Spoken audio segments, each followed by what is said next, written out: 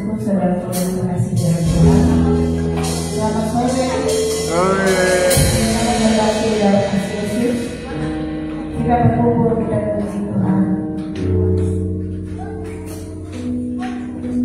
Dan kita mengucapkan terima kasih.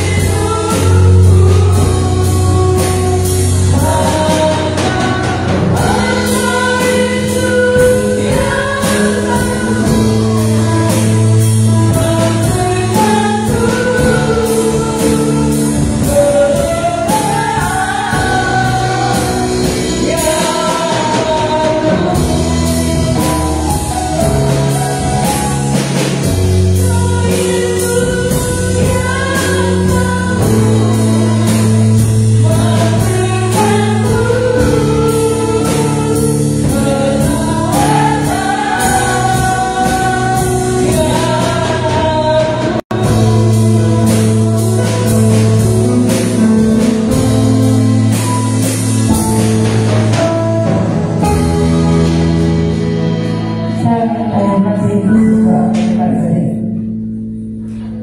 Haleluya, terima kasih Tuhan Yesus, terima kasih ya Bapa, terima kasih Tuhan Yesus yang baik atas segala kasih anugerah-Mu, penyertaan-Mu dalam hidup kami sehingga pada sore hari ini ya Bapa, saat ini ya Tuhan, kami boleh ada sebagaimana kami harus karena anugerah-Mu yang begitu luar biasa yang kami rasakan Tuhan.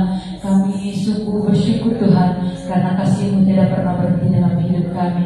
Terima kasih Tuhan Yesus, pada saat sore hari ini kami datang Tuhan ke hadirat-Mu untuk sebentar kami memuji, menyembah, menyenangkan hati-Mu Tuhan. Kami mau senantiasa Tuhan Yesus pada sore hari ini menyembah Engkau dengan puji-pujian kami ya Tuhan, dengan penyembahan kami, dan juga kami akan menerima firman-Mu. Kami percaya Tuhan Engkau yang akan memberkati ibadah kami pada saat sore hari ini ya Bapa.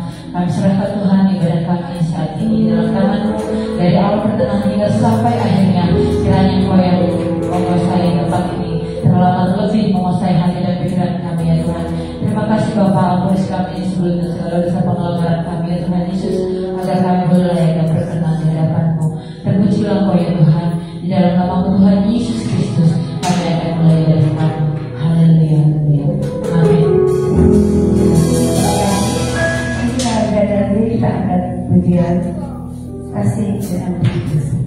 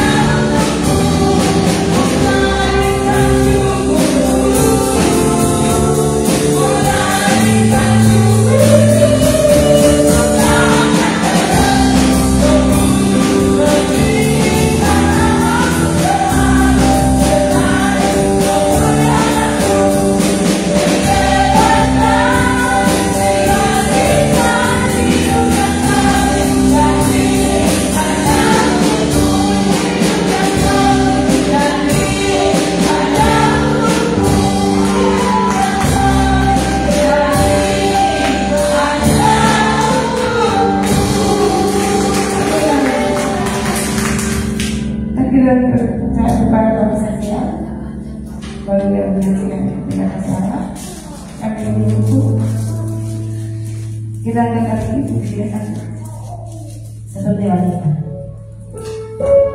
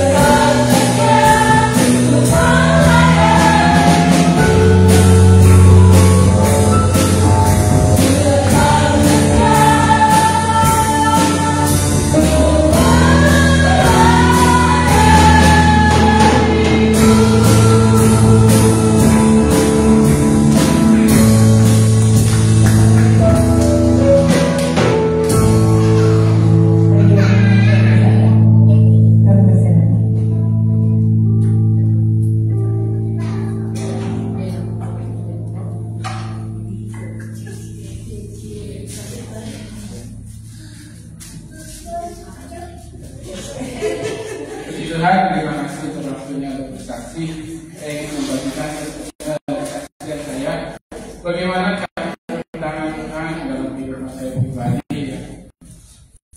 Memang kita butuh Tuhan. Hikmah akal budi itu bisa dikalahkan oleh dunia ini. Tapi kalau hikmah dari Tuhan itu luar biasa. Jadi kita di dalam kehidupan kita itu benar-benar butuh hikmah dari Tuhan. Penyertaan Tuhan itu luar biasa. Ini masih seger sekali. Saya ingin kesaksian dari pulang terlalu mepet ya, perkiraan jam 4 lah bubar ya, ternyata 4.20 sampai tadi sudah siap-siap karena saya belum apa-apa ya. Terus ayo Pi, mau ibadah ngebut kan? Saya biasa kalau naik motor, sekarang mungkin kan udah usia yang larinya tuh udah nggak mungkin jarang jadi jarang sudah. Apalagi kalau boncengan ya, bawa anak atau bawa istri, saya itu kali-kali lari 50, 40 gitu ya. Kalau sendirian baru 60 ya. Itu udah nggak pernah itu lebih dari 70 nggak pernah. Karena ya pikir ada usia, jadi kayaknya deg-degan gitu sekarang. Benar, tapi karena ya udah. Saya biasanya kalau sama Aca kalau boncengan itu paling 55 paling kencang ya. Paling kalau subuh ya bisa 60 karena sepi. Tadi karena kita buru-buru terus jadi udah geber aja gitu.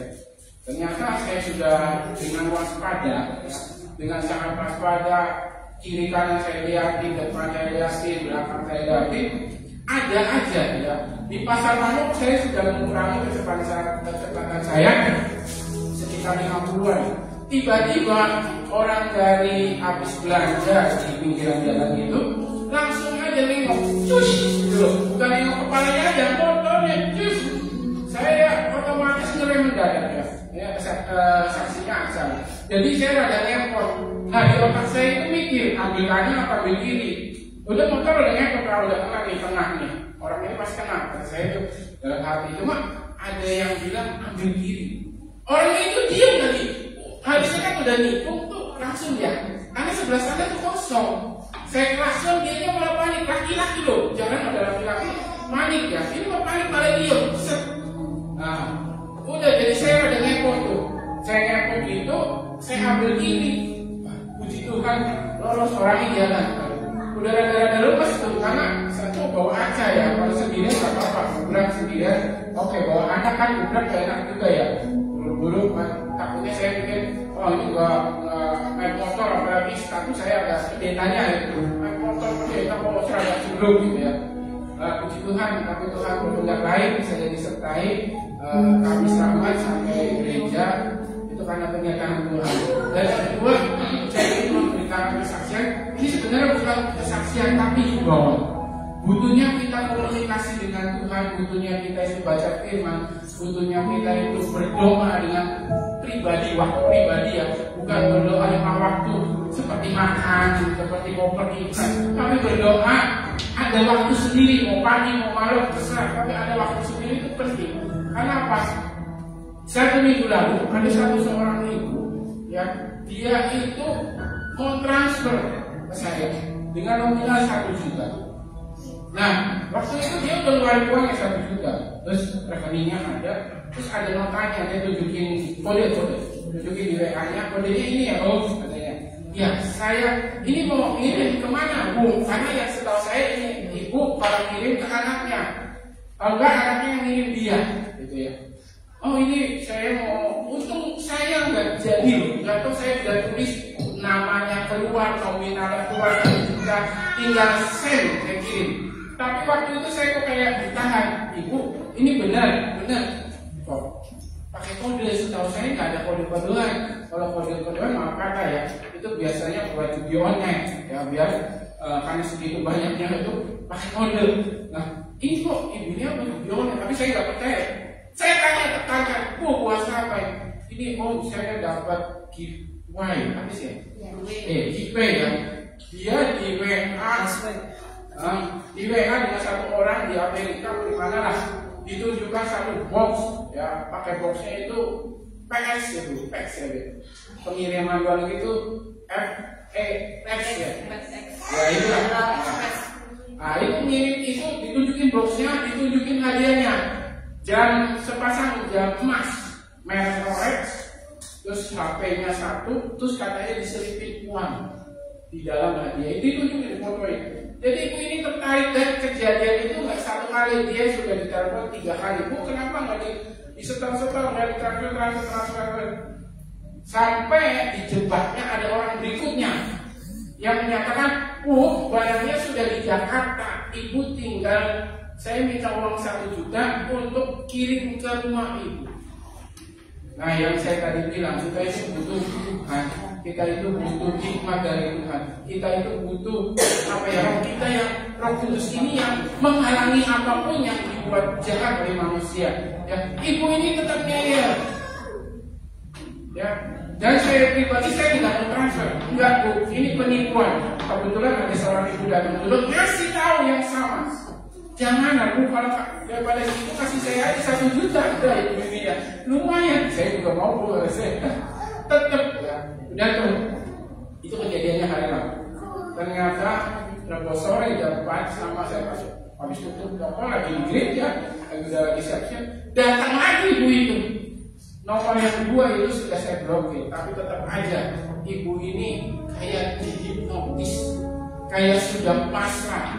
Ditanya pun kayak senyum sendiri, kayak orang linglung. Ya, itu perlunya kita dekat dengan Tuhan. Ya. Saya nggak tahu kalau dia transfer jadinya kemana, saya nggak tahu transfernya, tapi saya udah dekatkan, saya nggak mau Bu, walaupun saya dapat cuan itu ya, tapi saya nggak mau ibu ketik 1 juta. Ya, jadi dia udah pergi aja koyong. Saya udah ya Bu, saya nggak kesulitan. Saya baru ketemu lagi, pas ketemu lagi saya mau nanya ya hasilnya gimana. Ya itulah butuhnya kita penyertaan Tuhan di dalam kehidupan kita. Demikian kesaksian saya. Mudah-mudahan membangun iman kita untuk kita lebih lagi dekat kepada Tuhan. Terima kasih Tuhan memberkati.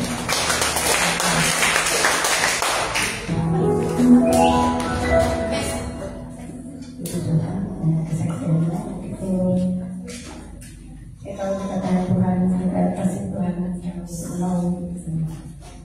Kita akan lagi untuk ujian persembahan kerja Tuhan.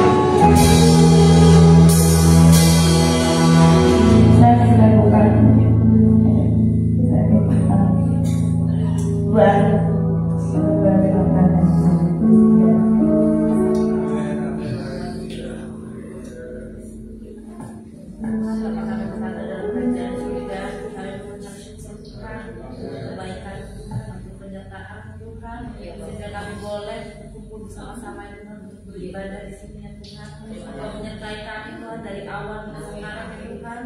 Tuhan sekarang kami ingin mendengarkan firman ya Tuhan. Kiranya firman Tuhan menetap di hati pikiran kami ya Tuhan, sehingga kami boleh melakukan firman ya Tuhan di depan kami sehari-hari.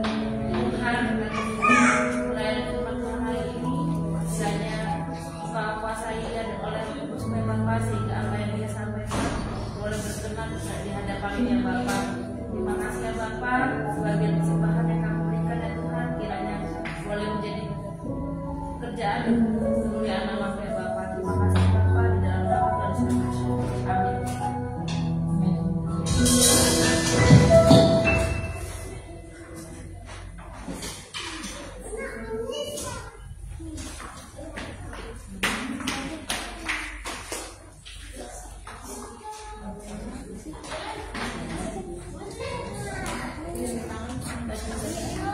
Haleluya. Amin. Hari yang melelahkan ya untuk Revi, Tasya dan Maria dan juga para orang tuanya. Biasanya sih tidak setelah itu ya, biasanya karena mungkin ini hari terakhir MPLS, jadi mereka ada acara kumpul dulu katanya di lapangan. Tetapi puji Tuhan, walaupun agak terlambat sedikit, kita masih bisa tepat waktu untuk beribadah. Ada sukacita? Saya bilang sama Rafi, tolong datang, ada yang pegang Messi, pegang si ada. Cuma saya menghargai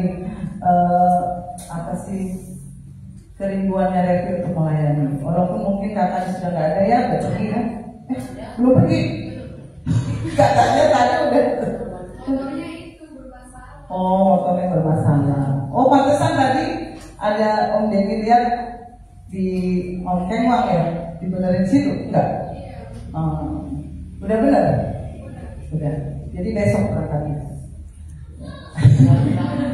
Saya pikir sudah berangkat. Oke.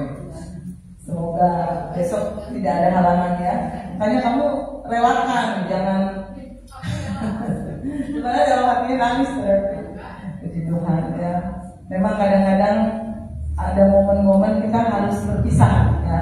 Bukan berpisah selamanya Bang Ferry. Maksudnya tuh kalau anak sekolah ya, ya kadang-kadang hal itu harus kita persiapkan.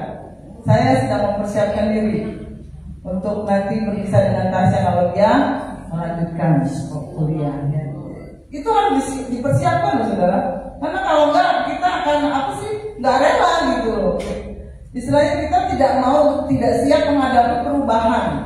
Tadinya ada anak di rumah, ya Tante Wawa sudah mengalami ya, Tante Lilis, Tante Wawa, Om Purba, siapa lagi, Tante Leing ya, dan semua tante-tante yang ada di sini sudah mengalami bagaimana rasa kangen pada anak gitu ya, pada orang yang biasanya bersama-sama kita di rumah, nggak ada itu biasanya beberapa hari akan terasa, tapi lama-lama kita bisa menyesuaikan. Puji Tuhan. Nah, hari ini kita berbicara tentang lelah.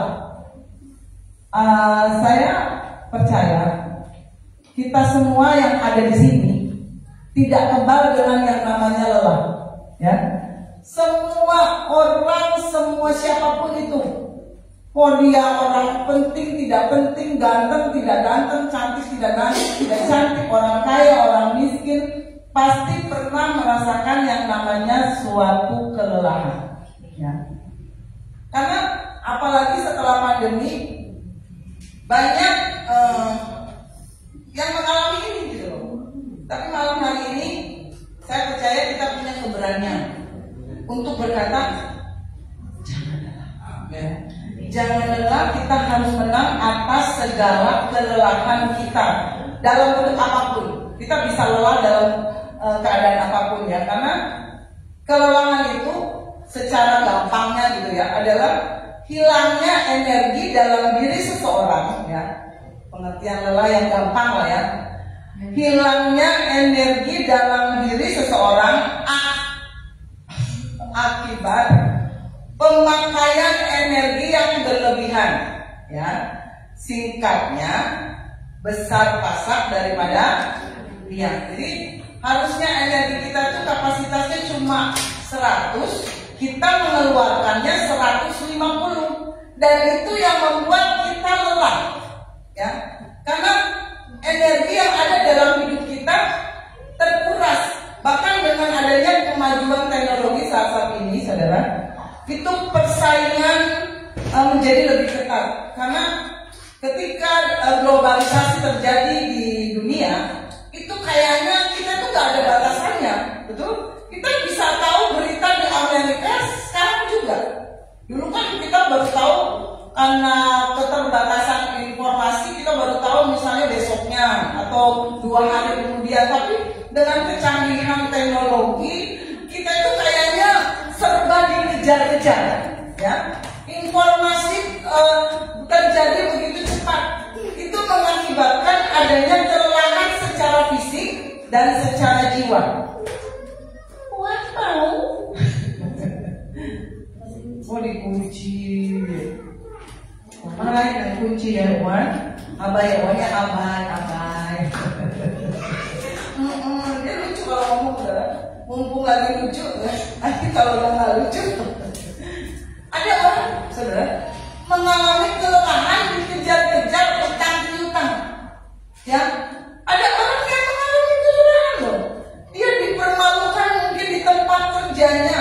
Ada banyak kekhawatiran. Aduh, nanti motor saya disita. Aduh, nanti rumah saya disita karena utang yang terlalu melilit. Dan itu sangat melelahkan loh, saudara, ya.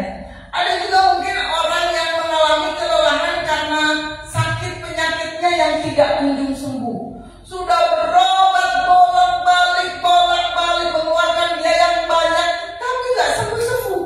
Di titik tertentu, kadang orang itu berkata, minum obat sama aja. Karena apa? Sudah capek, sudah lelah, sudah bosan, ya.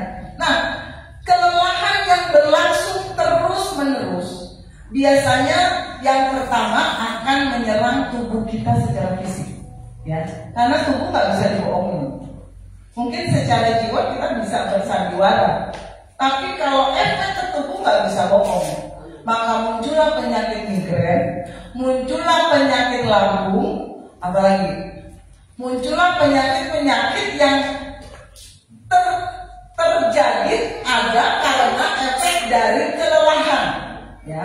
Nah, Tuhan saya dan saudara, Dia peduli bukan hanya masalah roh, tapi Dia peduli kelelahan secara fisik dan juga jiwa saya dan saudara. Mau bukti? Matius 9 ayat 36. Kalau sudah SMA harus lebih cepat. Bukan? Matius 9 ayat 36. Tunggu. Kamu pakai lipstick? Oh, saya baru sadar. Udah SMA, wajar. Melihat orang banyak itu, ya saudara, tergeraklah hati Yesus oleh belas kasihan kepada mereka. Karena mereka apa? Dan terlantar seperti domba yang tidak bergembala. Tahu kan saudara, Tuhan Yesus kita adalah gembala yang baik. Ketika saya dan saudara mengalami kelelahan, Yesus gak ngomong gini, makanya kamu jaga kesehatan, jangan kecapean, kamu enggak. Ya, dia gak marah-marahin kita. Dia selalu tergerak dengan belas kasihan. Kalau saudara merasa capek, dia gak akan menuding saudara, kamu sih makanya enggak. Dari ayat ini, Yesus itu selalu tergerak ketika saudara merasa kelelahan. Ya, itu dulu yang dipegang. Kalau saudara capek, lelah, letih, lesu, ingat Dia adalah gembala yang baik. Dia ngerti kelelahan saudara. Dia ngerti kecapean saudara itu, Dia tahu. Dan ketika Dia tahu, Dia akan tergerak dengan belas kasihan. Dia peduli, hatinya selalu tergerak. Itu aja dulu. Ya, ketika saudara capek, kita mau belajar dari sebuah kisah seorang nabi yang cukup, saya pikir nabi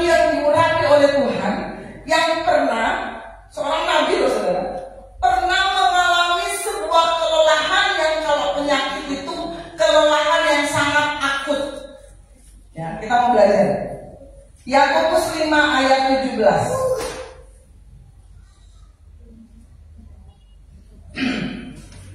Yakobus 5 ayat 17.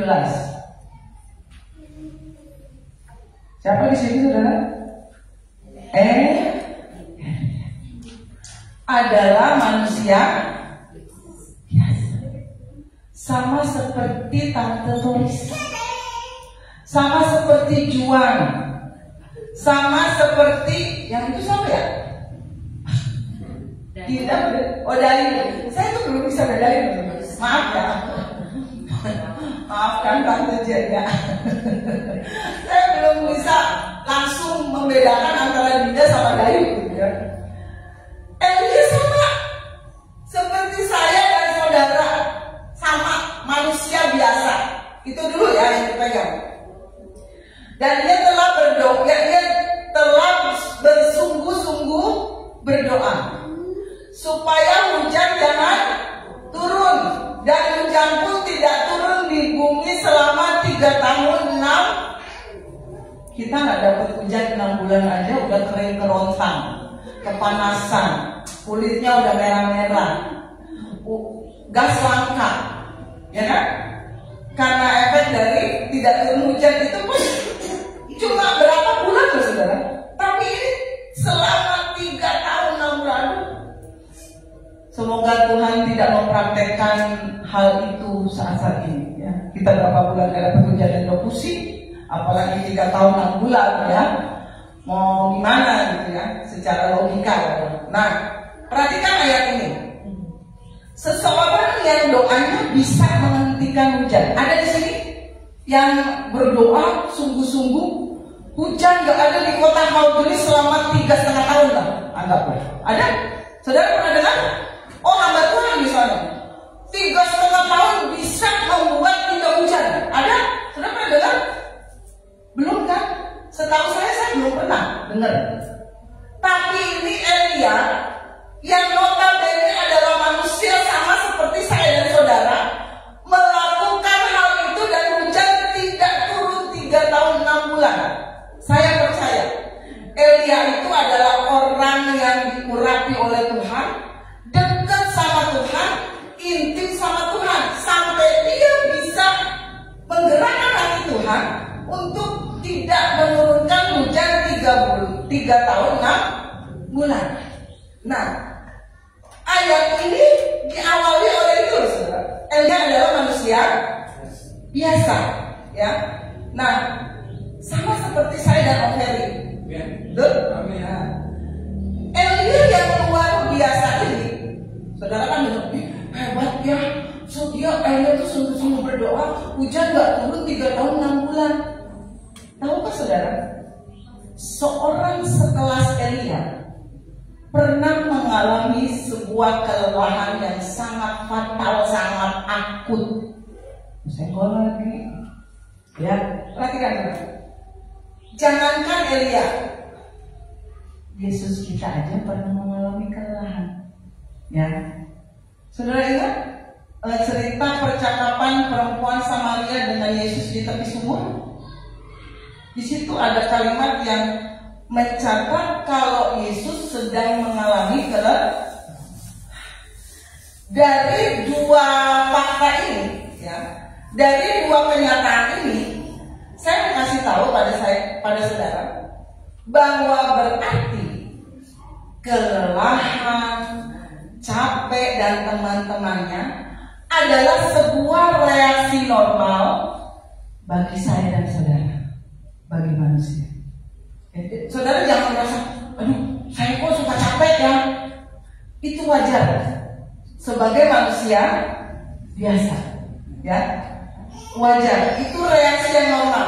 Nah, yang perlu saya dan saudara perhatikan akibat dari kelelahan yang tidak ditangani. Nah, itu yang perlu diperhatikan. Kalau misalnya Ibu Kartini lagi lelah ya, Bu, ngantuk, capek, gitu ya. Oh enggak, udah biasa kan. Itu normal. Antum bawa kerja seharian capek, normal. Ya. Tapi yang berbahaya, kita harus tahu kalau kelelahan itu terjadi, mic-nya mati. Oke, ganti. Cek, ada lagi. Memang ngerjain Om Beri. Apa yang terjadi, saudara? Karena kalau saudara mengalami kelelahan terus-menerus, itu yang kena pertama itu fisik.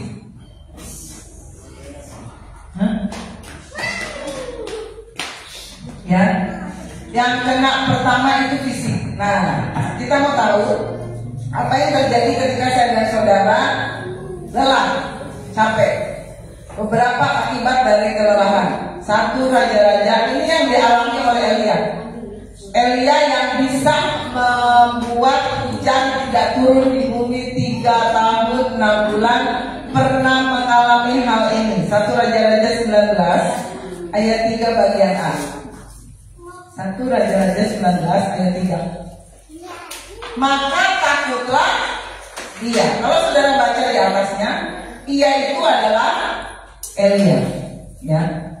Jadi Elia itu ceritanya diancam oleh Isabel. Isabel.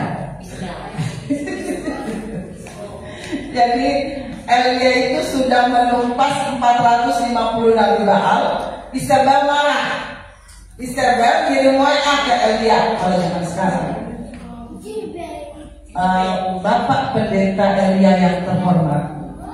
Ya, kalau zaman sekarang, ya, kalau saudara baca di atasnya, Isabel ngirim WA ke pendeta Elia. Pak, apa yang Bapak lakukan pada 450 nabi Baal itu juga yang akan terjadi sama Bapak. WA masuk nih, Elia baca. Padahal Elia kalau kita baca tadi luar biasa ya, bisa menghentikan hujan, ya, hujan nggak turun.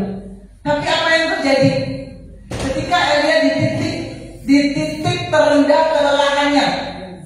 Berapa kan? Di titik terendah kelelahan Elia, maka takutlah Elia. Saudara kalau baca ayat ini dan baca ayat yang tadi, masuk akal nggak seorang Elia? Kalau mungkin zaman sekarang pendeta besar yang diurapi Tuhan, coba saudara sebut. Om Yoyo Amadatu Amadu misalnya, Bapak Niko, siapa lagi pendeta terkenal? Gilbert Lumoindong, ya. Misalnya Bapak Gilbert aja lah. Ini anggaplah Elia ini Bapak Gilbert, semua tahu ya. Kalau yang nggak tahu ya lihat di YouTube. Sekelas pendeta yang diurapi Tuhan bisa melakukan sesuatu yang spektakuler, ya, membunuh 400 nabi Baal, ya. Dia bisa menghentikan hujan di titik terendahnya. Dia ketakutan.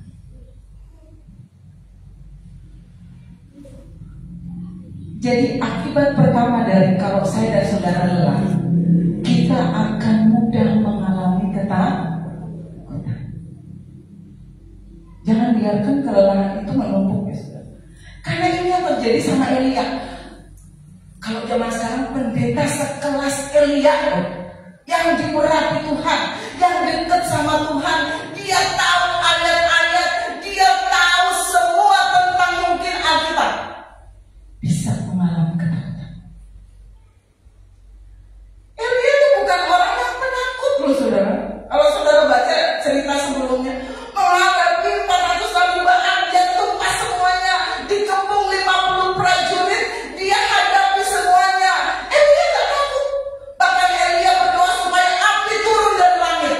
Itu yang dilakukan. Tapi ketika membaca pesan dari seorang wanita, bukan laki-laki loh, dari seorang yang bernama Isabel, dari wanita. Ada zaman dulu wanita itu kelasnya di bawah laki-laki, tapi dia mengalami ketakutan. Hati-hati ketika saya dan saudara sedang lelah menerima berita yang sama. Ketika saudara sedang lelah dengan saudara sedang fit, reaksinya bisa beda. Ya, kalau saudara menerima sesuatu yang berita negatif pada saat saudara sedang fit, imannya sedang kuat, dalam nama Yesus, udah pokoknya kuat. Tapi ketika saudara sedang lelah, hati-hati. Ketika saudara menerima berita yang negatif dan tidak menyenangkan, saudara sedang lelah, saudara bisa ketakutan loh. Benar nggak? Saudara baca berita kecelakaan lah, inilah, saudara imannya dalam keadaan lelah. Banyak kan yang takut ikut study tour. Ketika dengar berita di Lembang, ya kan? Karena itu di satu titik, kalau saya dan saudara sedang mengalami kelelahan, dapat berita negatif, ya, berhati-hati saudara. Coba ayat 3b. Ya udah, nggak usah 3b, ini kan 3a. Cuma ngetes aja. Masih konsentrasi enggak? Yang kedua, kalau saya dan saudara mengalami kelelahan, ini yang terjadi. Habis takut, Elia lalu bangkit pergi menyelamatkan nyawanya. Dan setelah sampai ke Beersheba yang termasuk wilayah Yehuda, ia meninggalkan bujangnya. Yang kedua, kalau saya dan saudara mengalami kelelahan yang tidak cepat diselesaikan, kita akan punya kecenderungan untuk lari dari tanggung jawab. Jangan amin, Om Ferry. Om Ferry sepi sekarang. Om Ferry lagi lelah. Amin. Amin. Baru keluar.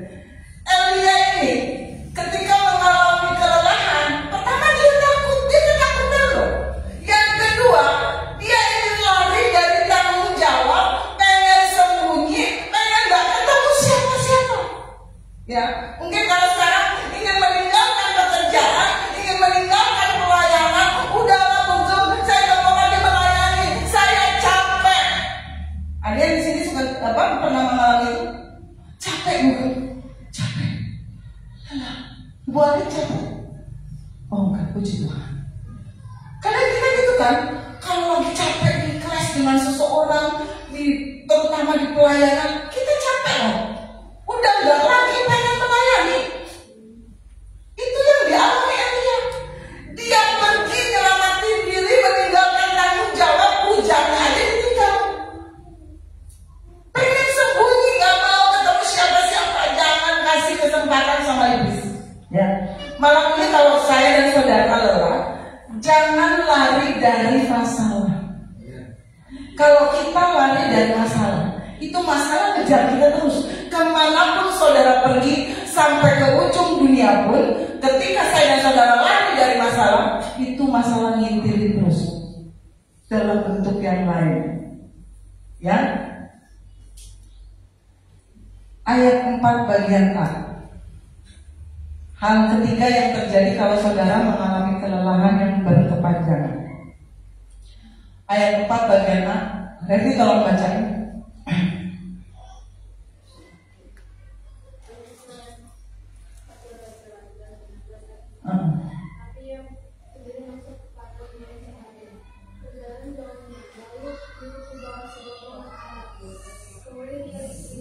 Stop. Kan bagian A. Apa yang terjadi, saudara? Tadi dia takut, terus lari. Ini yang ketiga. Ia ingin. Kalau pernah merasa, Tuhan, angkat aja nyawa saya, Tuhan. Enggak sanggup, Tuhan. Capek, Tuhan. Bawa saya pergi, Tuhan. Ini loh yang dialami Elia. Nabi setelah Elia di titik terendahnya ketika dia merasa capek, dia ingin mati. Orang lain sakit, pengen hidup sampai bayar berapapun, tapi ketika saya dan saudara sedang lelah, kita malah kadang-kadang mengalami ini. Pengen mati. Kenapa? Kelelahan yang akut. Ini setelah Elia lah saudara, yang bisa menghentikan hujan 3 tahun 6 bulan. Dia membabat semua Nabi Baal 450. Dia bisa bersembunyi dari Ahab. Pokoknya luar biasa yang dilakukan ini. bisa pengen mati terus. Hati-hati dengan kelelahan. Karena apa? Kalau seseorang mengalami kelelahan yang terus berkepanjangan, terus menerus, itu tidak bisa berpikir jernih. Ya, saudara akan kehilangan pegangan. Jadi kita bisa mengambil keputusan yang salah. Nah, Nabi sekelas Elia loh, dia membawa bangsa Israel kepada Tuhan, membawa bangsa Israel keluar dari penyembahan berhala, pengen mati. Hati-hati saudara. Seorang Elia bisa seperti ini karena apa? Kelelahan yang akut. Lalu kalau baca tentang Elia sebelumnya, luar biasa. Mungkin kalau zaman sekarang itu dia hamba Tuhan yang lumpuh disembuhkan, yang buta bisa melihat, yang mati mungkin bisa bangkit. Itu yang dilakukan Elia. Spektakuler. Tapi di satu titik dia ingin mati. Hati-hati ya saudara. Jangan biarkan kelelahan itu terus-menerus menerpa saya dan saudara. Kalau saudara ada di titik seperti ini, coba baca 1 Petrus 4 ayat 7. Amin. Amin. Saya kalau gini tegang saudara. Saudara senyum dikit gitu, biar saya nggak tegang. Amin. Amin. Kesudahan segala sesuatu sudah dekat. Ya. Karena itu saya dan saudara harus menguasai diri. Nah, di titik tadi Elia udah gak bisa menguasai dirinya, sehingga dia pengen mati. Jadilah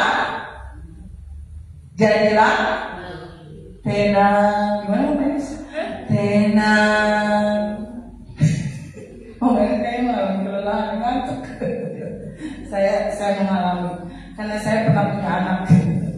Jadi kadang siang jadi malam, malam jadi siang, ini nggak tahu udah pagi apa masih malam. Karena apa?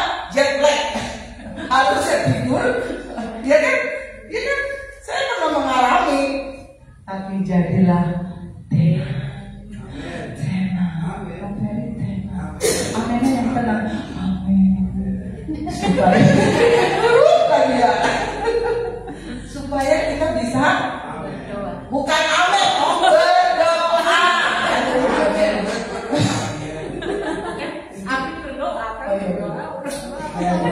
ada pemberang. Amin. Ya, kalau kita lagi lelah, habis ngurus toko seharian dan tekan uang, ya, jadilah tenang. Supaya apa? Kita nggak kerasa krusuk ngambil keputusan. Itu Om Deddy tadi ngambil keputusan dalam berapa detik loh? Itu detik, bahkan second.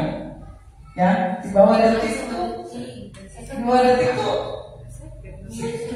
Iya, itu kan harus ngambil keputusan. Kalau nggak tenang, gubrak aja kan. Bisa aja kalau panik. Orang kan panik tuh nggak bisa ngambil keputusan kayak Elia tadi pengen.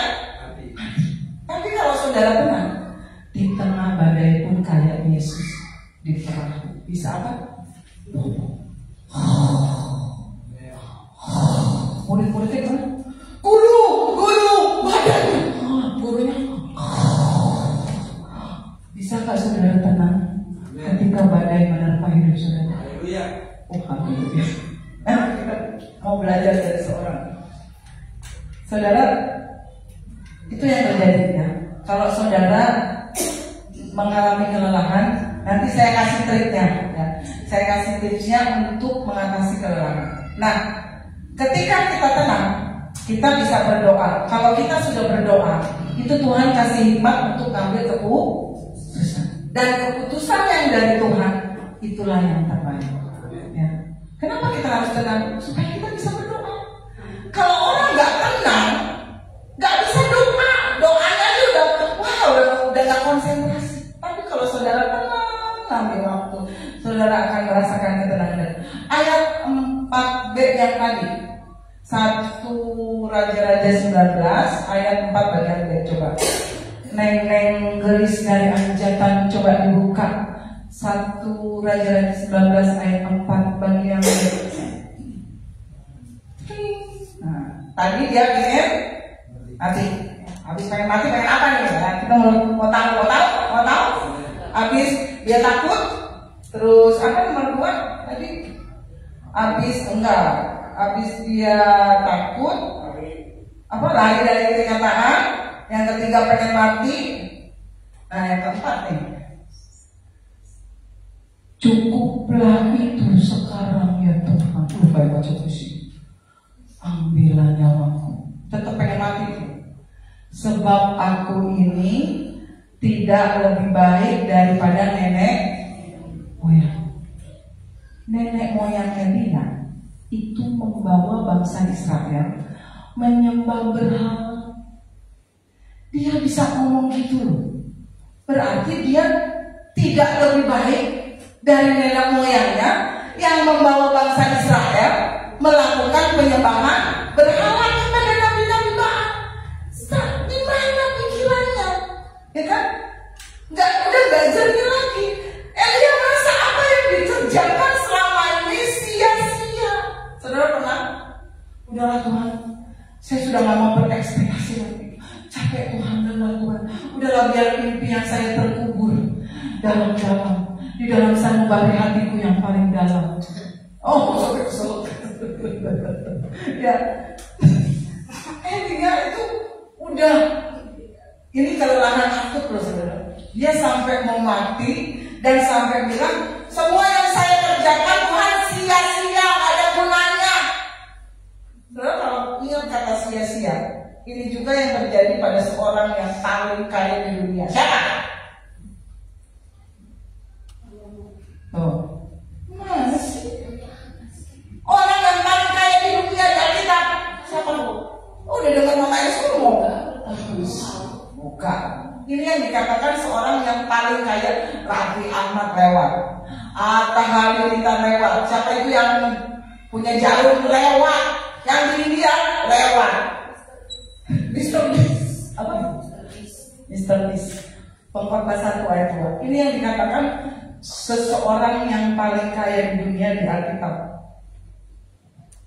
Pengkhotbah 1 ayat 2. Kesia-siaan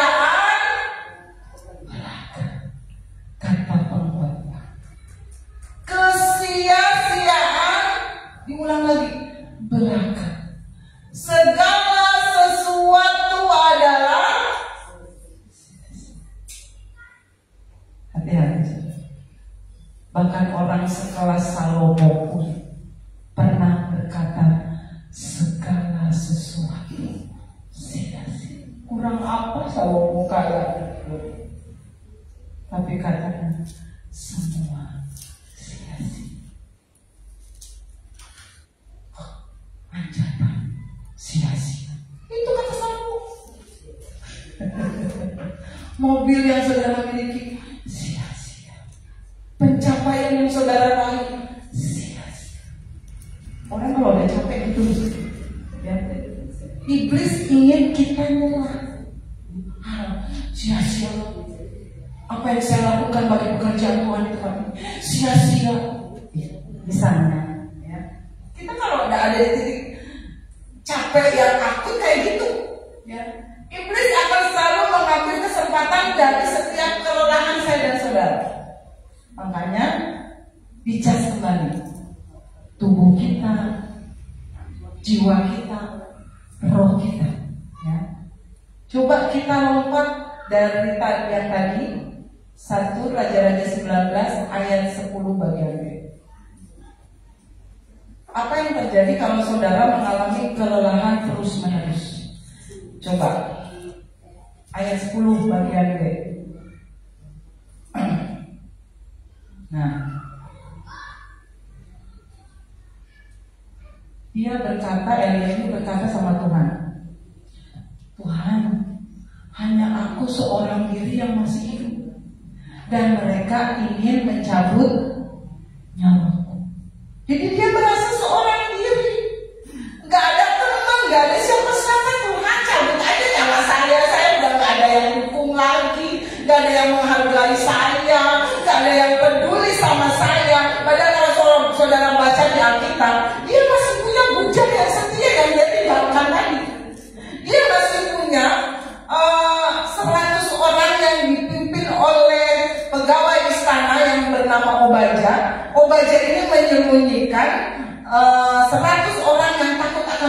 dalam gua yang sejalan sama Elia, disembunyikan sama pembaca. Saudara baca sendiri, kalau kita baca sekarang itu bisa sampai jam 12 malam.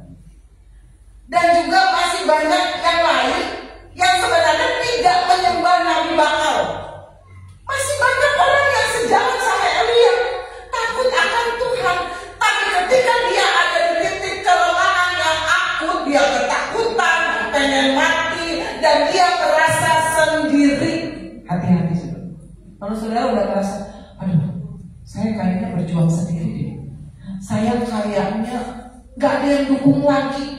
Saya kayaknya, aduh, gak ada yang sejalan lagi sama saya, gak ada yang ngertiin saya. Hati-hati. Sadari aja. Ajak kepada sendiri. Mungkin masih ada orang lain yang berdoa untuk saudara dan saya. Kita gak tahu. Masih ada orang lain yang mengasihi saya dan saudara. Ya, jangan takut. Walau Remi ditinggal Kamade, you're not alone. Lipstick awas itu.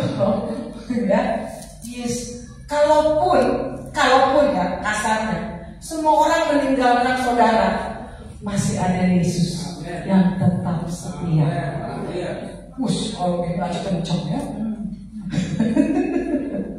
Sekarang pertanyaannya, bagaimana Allah mengubah kelelahan Elia menjadi sebuah kekuatan? Ya, kita harus ubah.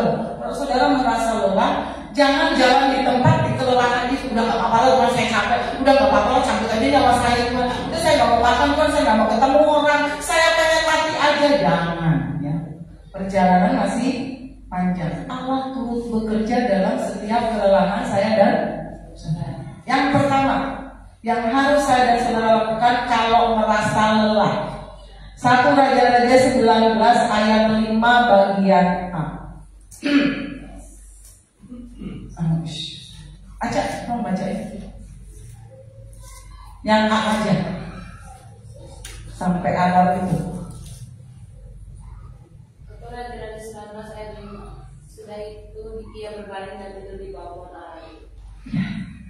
Apa saudara kalau saudara merasa lelah? Bubuk, sleeping. Batak-bataknya apa tidur? Modong. Saya jadi semangat kalau modong. Ya.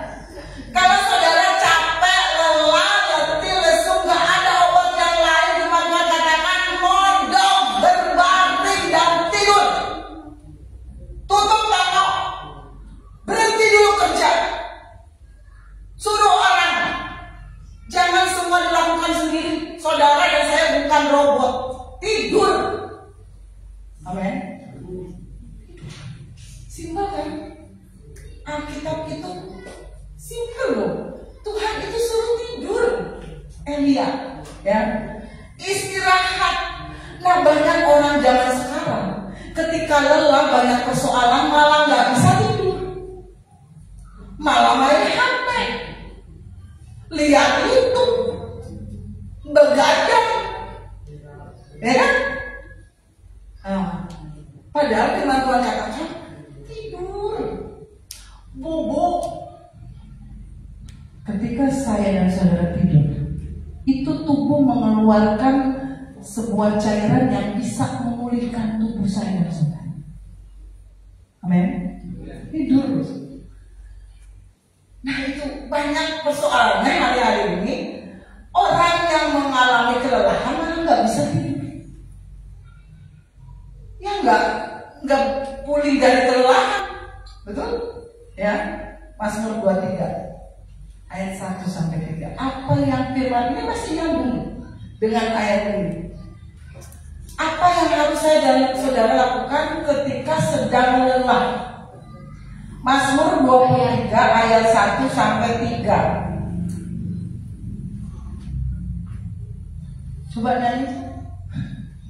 Ini Mazmur Daud. Ibu Kartini nyanyi. Tuhan adalah gembalaku, takkan kekurangan aku. Tahukah saudara saudara, dia kembali baik. Coba ayat 2. Apa yang Daud lakukan? Ia membaringkan aku di padang yang berumput. Intinya apa? Tidur, bukan intinya hijau. Tidur. Tuhan baringkan, kita minta sama Tuhan kalau kita mengalami kelelahan, Tuhan berikan saya rasa ngantuk supaya saya bisa tidur. Tuhan berikan saya di padang rumput di padang yang berumput hijau. Maka Ia akan membimbing saya dan saudara ke air yang tenang. Om Purba, kalau sedang mengalami capek, tidur. Dia kepala yang tahan. Jangan terlalu memikirkan segala sesuatu seorang ini.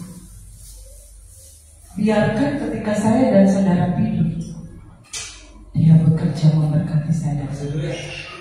Ayat 3, coba apa yang dikatakan ayat 3? Ia menyegarkan jiwaku, Ia menuntun aku di jalan yang benar. Kalau saudara bisa tidur, bisa istirahat, ada ketenangan, maka saudara akan dituntun di jalan yang benar. Enggak gerasa gerusuk, pengen mati, pengen dicabut nyawanya, melarikan diri kayak Elia. Ini Daud. Ketika dia dikejar-kejar oleh Saul, dia bisa tidur. Apalagi contoh bukti. Habis dari Mazmur, apa yang dilakukan Daud? Mazmur 4 ayat 9 coba. Inilah yang dilakukan oleh Daud.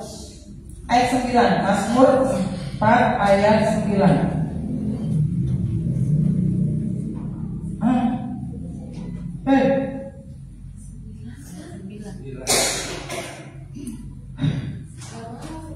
Aduh, kamu Tadi saya ketemu buku ayat. Ya benar. Dengan tentram aku mau apa? Membaikkan, lalu segera. Kalau saudara baca lagi di Mazmur 3 ayat 6 sampai 7, di situ Daud berkata lagi tentang tidur. Berarti Daud ketika ada persoalan, dia bisa tidur. Karena dia tahu dia punya gembala yang ya. Saudara di tengah badai belajar untuk tenang, sehingga saudara bisa tidur. Yang ngejar-ngejar Daud itu Saul. Kalau saudara baca dalam 1 Samuel 26 ayat 7, dia Saul ini hanya bisa tidur kalau ada tombak di kepalanya, ada orang yang berjaga-jaga, dan ada rakyat yang tidur di sebelahnya. Itu Saul. Yang ngejar-ngejar Daud, yang dikejar-kejar bisa tidur. Belajar kepada Daud. Ya. Ini berarti Daud tuh gampang tidur karena dia tahu. Daud tuh percaya pada saat dia tidur, Allah bekerja dengan luar biasa. Bukan berarti saudara harus tidur terus ya, nggak kerja, enggak. Tapi ketika saudara mengalami persoalan, saudara capek, saudara lelah, saudara harus tidur. Berikutnya, tadi kalau kita mengalami kelelahan, kita harus tidur. Yang kedua, 1 Raja-Raja 19 ayat 9, coba. Ayat 9. Di sana masuklah ia ke dalam sebuah gua, ini yang dia, saudara, dan bermalam di situ. Maka firman Tuhan datang kepadanya demikian. Apakah kerjamu di sini, hai Elia? Saudara, apa yang tersirat dari ayat ini? Tuhan itu membuka percakapan. Berarti Tuhan ingin kita curhat sama Tuhan. Tuhan buka loh percakapan dengan Elia ketika Elia sedang lelah. Dia nanya, Elia, kamu ngapain? Dia itu Allah loh. Tuhan tahu nggak segalanya? Tahu. Tuhan tahu nggak ketika Adam dan Hawa telanjang dan dia berkata, Adam, di manakah engkau? Padahal Tuhan tahu itu Adam di mana. Tapi Allah, saya dan saudara, Allah yang mau kita curhat cerita sama dia. Dia buka loh percakapan sama dia. Kalau saudara baca di ayat 10, ayat 13, itu Allah yang membuka percakapan. Allah ingin Elia itu cerita apa yang menjadi gundah gulangannya Elia, apa yang menjadi persoalan Elia, ya. Padahal Tuhan tahu kan cerita Elia, dia ketakutan, Tuhan tahu. Tapi dia ingin kita curhat sama Tuhan. Amin. Kalau saudara sedang lelah, jangan curhat dulu sama media sosial. Yang pertama curhat sama Tuhan, ya. Curhat sama Tuhan. Ketika saudara ingat cerita Hana, coba ini ayat terakhir, 1 Samuel 1 ayat 15 terakhir. 1 Samuel 1 ayat 15. Ini yang terjadi kepada Hana. Tetapi Hana menjawab, bukan tuanku. Dia disangka mabuk oleh Imam Eli, ya. Kalau saudara baca cerita sebelumnya, aku seorang perempuan yang sangat bersusah hati. Hana sedang mengalami kelelahan secara jiwa. Anggur ataupun minuman yang memabukkan tidak kuminum, melainkan apa saudara? Aku mencurahkan isi hatiku di hadapan. Apa yang terjadi kalau saya dan saudara curhat sama Tuhan? Sama seperti ini. 1 tahun kemudian, sampai mabuk, pelan-pelan bu. Oh iya, sebenarnya saya jadi itu. Nah, saudara, kalau saudara senang curhat sama Tuhan, maka mujizat terjadi dalam hidup saya. Kalau saudara baca ayat ini berikutnya, Hana habis dia curhat sama Tuhan, Hana mempunyai anak 1 tahun kemudian. Ibu mulai mempunyai anak lagi, curhat sama Tuhan. Tuhan, perempuan, laki-laki Tuhan. Amin. Ya. Malam ini yang punya persoalan, capek, lelah, belajar curhat sama mujizat pasti terjadi. Amin. Manusia terbatas. Saya dan saudara manusia biasa sama seperti Elia, terbatas. Tapi kita punya Tuhan yang tidak terbatas. Saya mengundang pemain musik, mendekatlah pada Tuhan, karena hanya dekat Allah saja saya dan saudara merasa tenang, ya bahasa berdiri ya, biar kita semua tenang. Amin.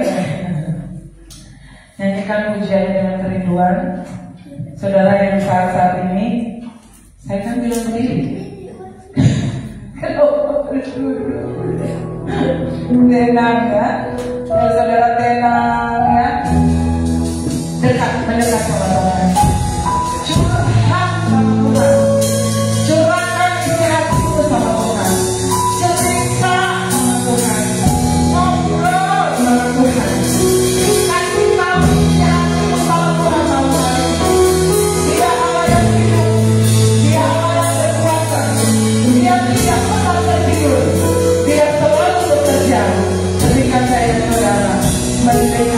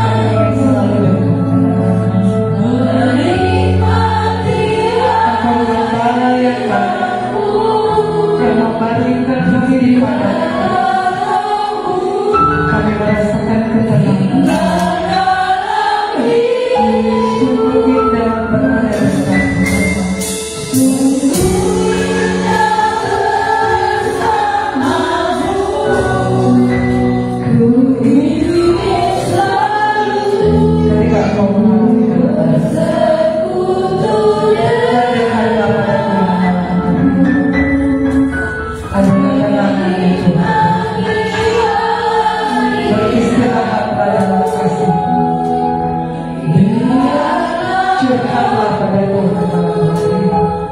Biarkan dia bekerja dengan luar biasa, karena sungguh indah bersama-Mu.